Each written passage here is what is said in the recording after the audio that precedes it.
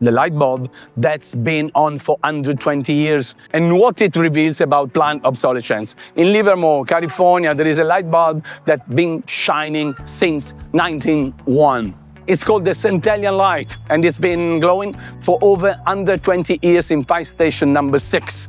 It has become a global symbol in the debate over plant obsolescence. The industrial practice of designing products to break or wear out quickly so that people are forced to replace them.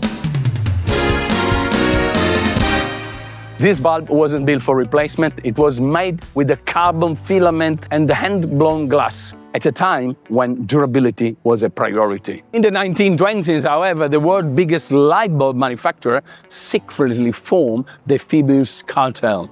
Their goal? To reduce average bulb lifespan to just 1,000 hours, far less than what was technically possible. Companies like General Electric, Osram and Philips agreed that shorter life meant more sales. That mindset never really disappeared.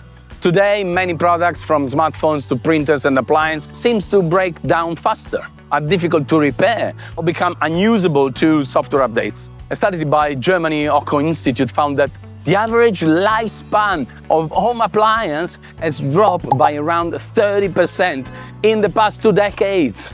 Washing machines used to last 15 years, now they barely make it to 7. TVs often fail before their 5th birthday. Some countries are fighting back. In 2015, France made plant obsolescence a criminal offense. In 2020, Apple faced legal action for slowing down older phones. The company admitted doing it to protect batteries, but paid fines and settlement across the US and Europe. The Centennial Light still shines today. It needs no updates, no apps, no replacement.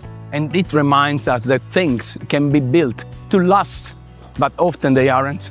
What we can do?